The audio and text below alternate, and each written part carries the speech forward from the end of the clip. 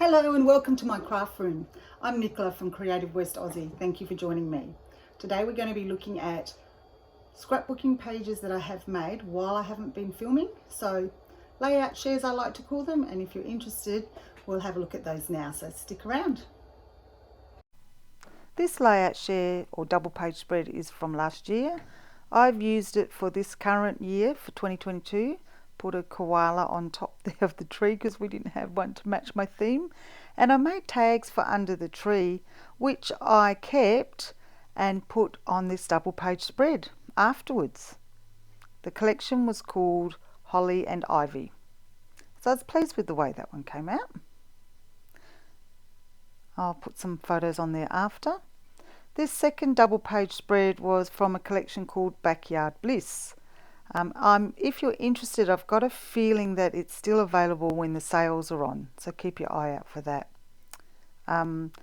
That's where I store my stamps, my ink pads and my other products that I can close when I'm not using them.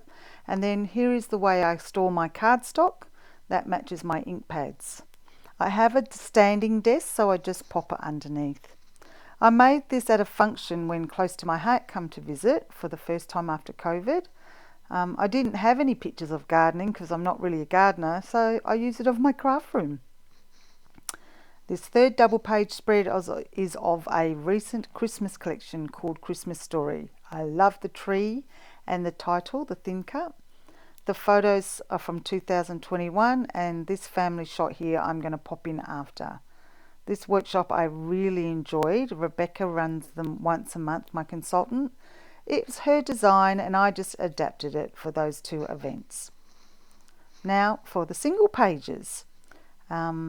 This one is the newest collection called Storybook that I did in February at the Paper Picnic.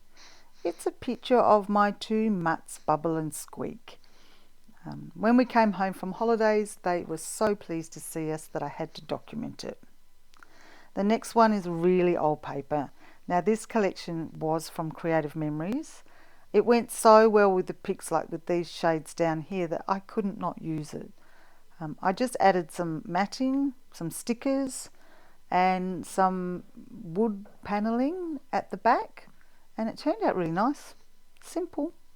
It's typical of my style. My last one here is another old collection. I think it was 2019, called Something Fierce. I only used cut apart embellishments, a pre-cut journal mat and stamps of these two koalas which I used tri-blends in. They were from Uniquely Creative, which is my affiliate link. So that's my short but sweet share for the last 2 months. Of the two different formats I used, I think I made 10. Thank you for joining me. Till next time, I hope you've enjoyed the inspiration, and if there's anything I missed out on in the description or my explanations, please feel free to send me a message. I'll be happy to reply if I have the answer. Till next time, bye.